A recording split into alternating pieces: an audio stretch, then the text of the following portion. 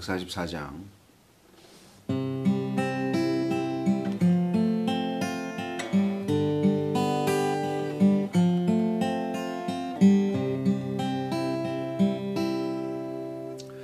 예수 나를 위하여 십자가를 질 때 세상 죄를 지시고 고초 당하셨네. 예수여 예수여 나의 죄 위하여 몸에 피를 흘리니 죄인 받으소서.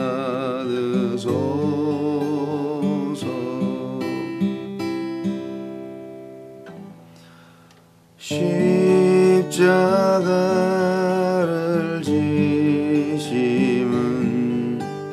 무슨 죄가 있나. 저 무지한 사람들 메시아 죽였네. 예수님 예수님 나의 죄 위하여 몸에 피를 흘리니 죄인 받으소서.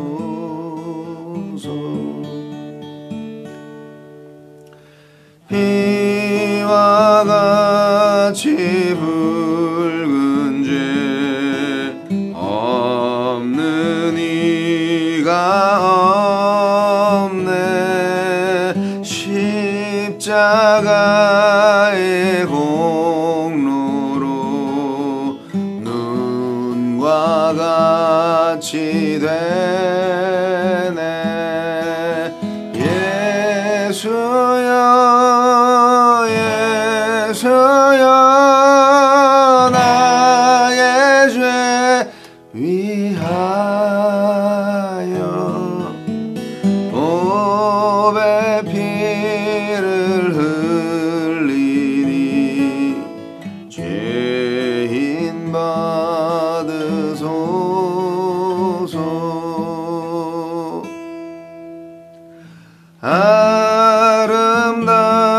아름답다 예수여 나의 좋은 친구.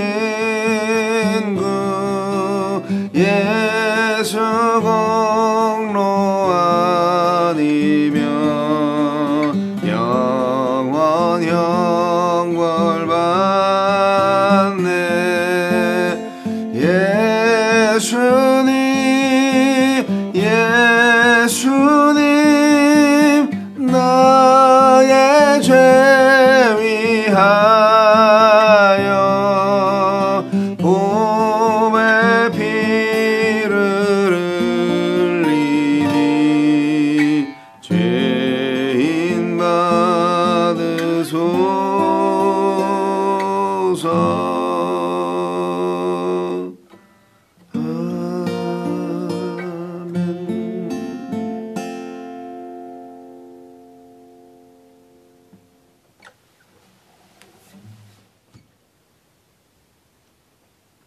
(4월 18일) 금요일 누가복음 23장 26절로 43절 말씀. 그들이 예수를 끌고 갈 때 시몬이라는 구레네 사람이 시골에서 오는 것을 붙들어 그에게 십자가를 지워 예수를 따르게 하더라. 또 백성과 및 그를 위하여 가슴을 치며 슬피 우는 여자의 큰 무리가 따라오는지라. 예수께서 돌이켜 그들을 향하여 이르시되 예루살렘의 딸들아 나를 위하여 울지 말고 너희와 너희 자녀를 위하여 울라. 보라, 날이 이르면 사람이 말하기를 잉태하지 못하는 이와 해산하지 못한 배와 먹이지 못한 젖이 복이 있다 하리라. 그때에 사람이 산들을 대하여 우리 위에 무너지라 하며 작은 산들을 대하여 우리를 덮으라 하리라. 푸른 나무에도 이같이 하거든 마른 나무에는 어떻게 되리요 하시니라. 또 다른 두 행악자도 사형을 받게 되어 예수와 함께 끌려가니라. 해골이라 하는 곳에 이르러 거기서 예수를 십자가에 못 박고 두 행악자도 그렇게 하니 하나는 우편에 하나는 좌편에 있더라. 이에 예수께서 이르시되 아버지 저들을 사하여 주옵소서 자기들이 하는 것을 알지 못함이니이다 하시더라. 그들이 그의 옷을 나눠 제비 뽑을새 백성은 서서 구경하는데 관리들은 비웃어 이르되 저가 남을 구원하였으니 만일 하나님이 택하신 자 그리스도이면 자신도 구원할지어다 하고 군인들도 희롱하면서 나와 신 포도주를 주며 이르되 네가 만일 유대인의 왕이면 내가 너를 구원하라 하더라. 그의 위에 이는 유대인의 왕이라 쓴 패가 있더라. 달린 행악자 중 하나는 비방하여 이르되 네가 그리스도가 아니냐 너와 우리를 구원하라 하되 하나는 그 사람을 꾸짖어 이르되 네가 동일한 정죄를 받고서도 하느님을 두려워하지 아니하느냐. 우리는 우리가 행한 일에 상당한 보응을 받는 것이 이에 당연하거니와 이 사람이 행한 것은 옳지 않은 것이 없느니라 하고 이르되 예수여 당신의 나라에 임하실 때에 나를 기억하소서 하니 예수께서 이르시되 내가 진실로 네게 이르노니 오늘 네가 나와 함께 낙원에 있으리라 하시니라. 저들을 사하여 주옵소서.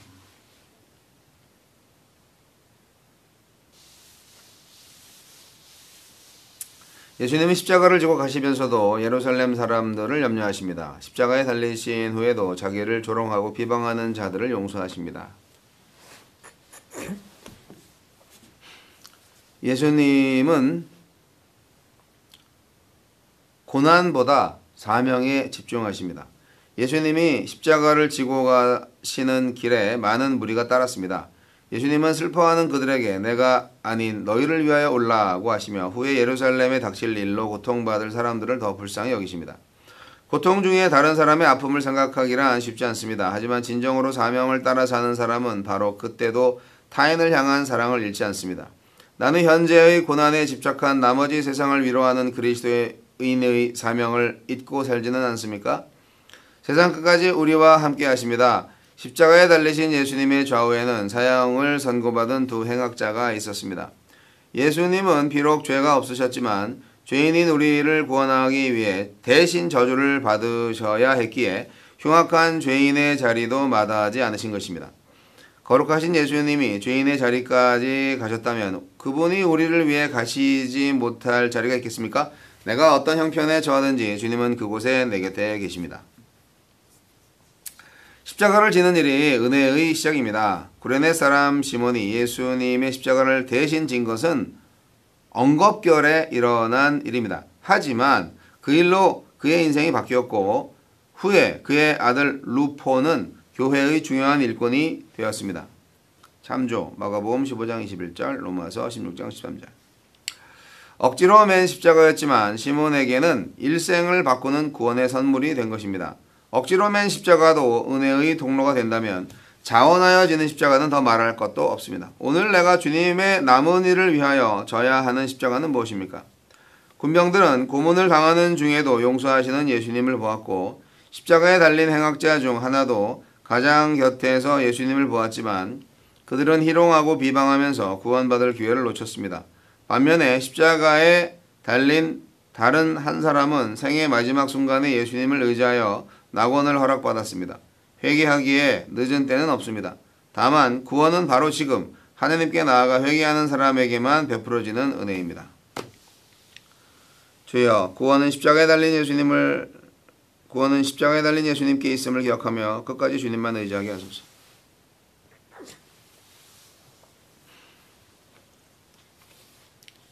예수님 십자가에 달리셨습니다. 누가복음에서는 십자가상의 소위 말하는 가상칠언, 십자가상의 예수님의 7말씀 중에 3가지 정도가 기록되어 있는데,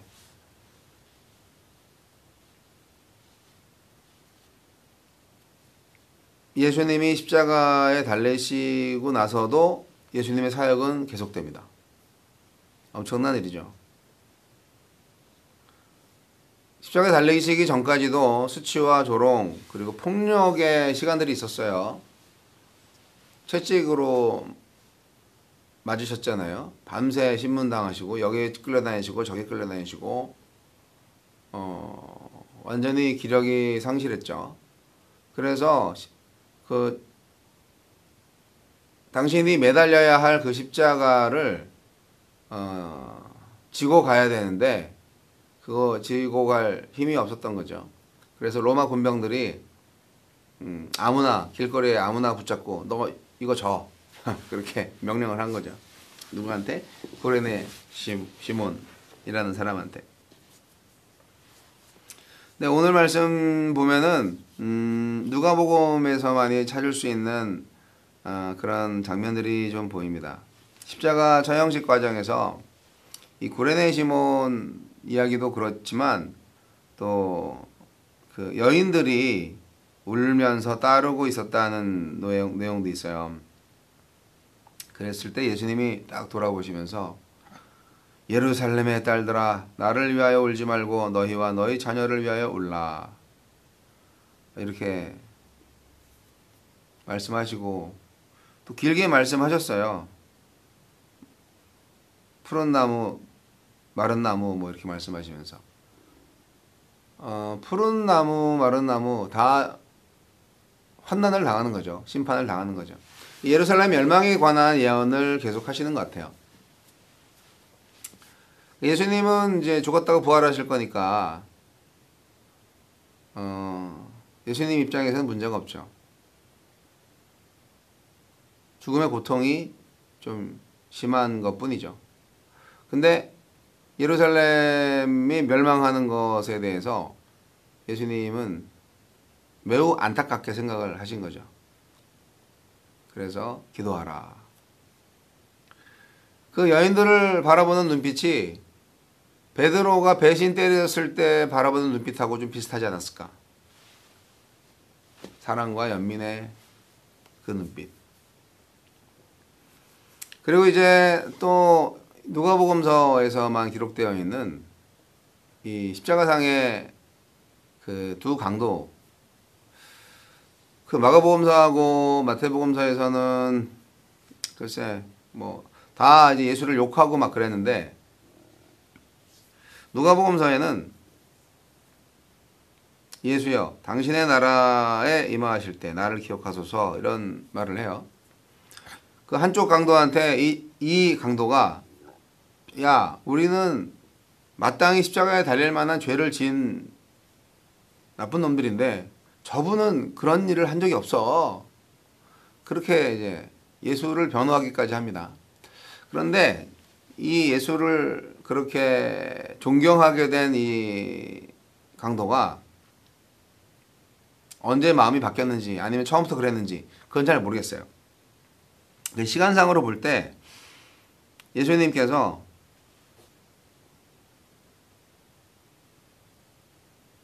아버지여 저들을 사하여 주옵소서. 자기들이 하는 것을 알지 못합니다. 예, 그렇게 기도하셨잖아요. 십자가에 딱 달리시고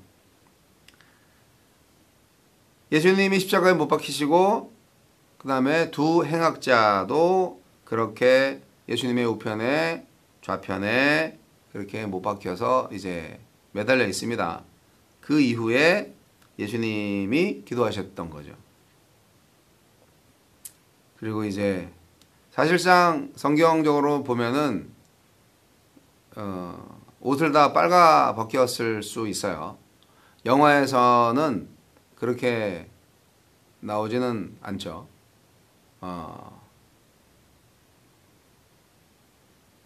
얼마나 수치스러운가. 참.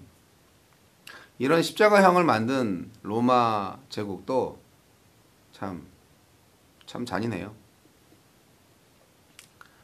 여하튼 예수님의 옷을 제비 뽑아서 이제 가지기로 하죠. 누가? 네, 로마 군병들이 그랬던 것 같아요. 백성들은 다 서서 구경하고 있고, 관리들은 비웃어서 막, 아유, 남은 구원하였는데 자기는 구원 못하네. 그러면서, 야, 네가 유대인의 왕이면 너를 구원해. 조롱을 하시는 거죠. 네. 그런 상황에 죄인이 아닌 억울한 입장에 달려있다. 그러면 얼마나 화가 나겠어요. 멘탈이 나가도 수백 번 나갔을 것 같아요. 그러나 누굽니까? 예수는 하느님의 아들이죠. 그 참혹한 십자가상의 고통 겪으시면서 저들을 용서해 달라고 그렇게 기도하셨어요. 인간으로서는 할 수 없는 일이 아닌가 생각이 듭니다. 그 기도하는 모습을 보고 이 강도가 회개했나? 라는 생각도 들어요. 그래서 나를 불쌍히 여기소서라고 말을 한 거죠. 예수님, 당신의 나라에 임하실 때 나를 기억하소서. 네. 그랬더니 예수님이 내가 진실로 너한테 말한다. 오늘 네가 나와 함께 낙원에 있을 거야. 마지막에 구원받은 강도. 우리는 이 마지막에 구원받은 강도 이 행악자에 대해서 너무 뭐랄까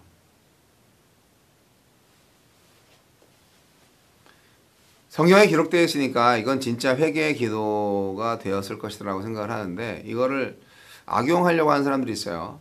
열심히 이제 평생 죄 짓다가 마지막에 회개하고 구원받으면 돼. 이렇게 하는데 그런 회개가요.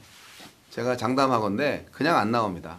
하나님이 역사하지 않고 하나님이 감동하지 않으시면 하나님의 회개의 영을 주시지 않으면 회개 안 됩니다. 사람이 많이 강팍하거든요.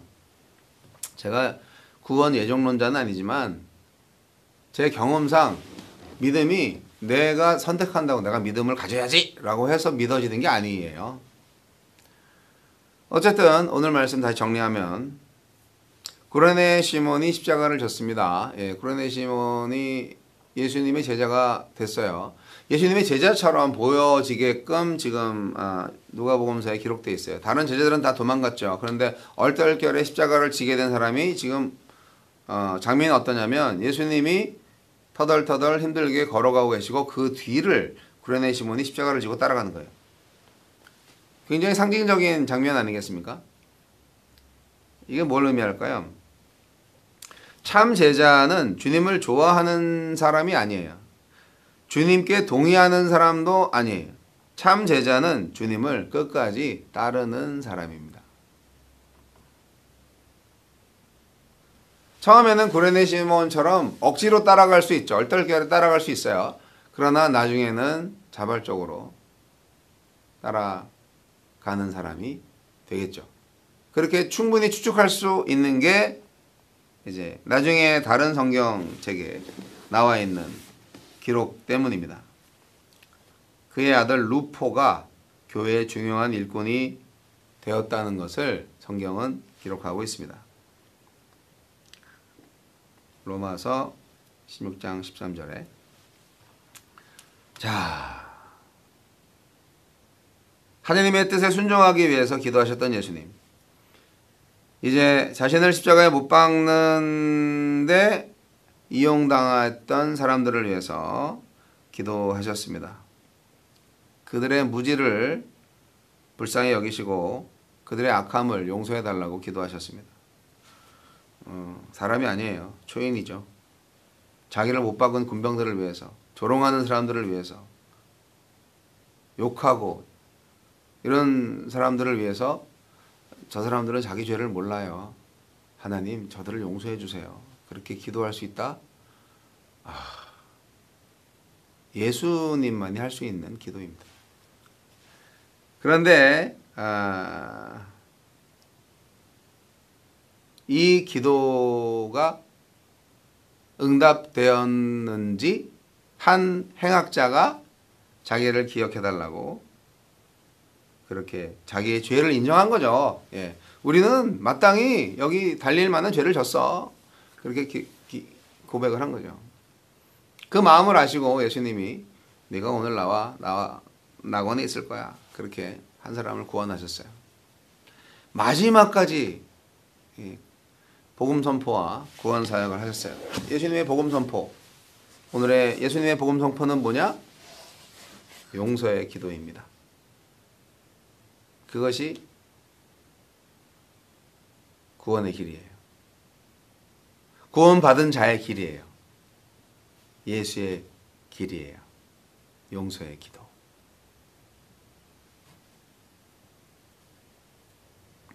마지막까지 잃어버린 자를 찾으러 오셨던 예수님. 마지막까지 그 사명을 감당하신 예수님.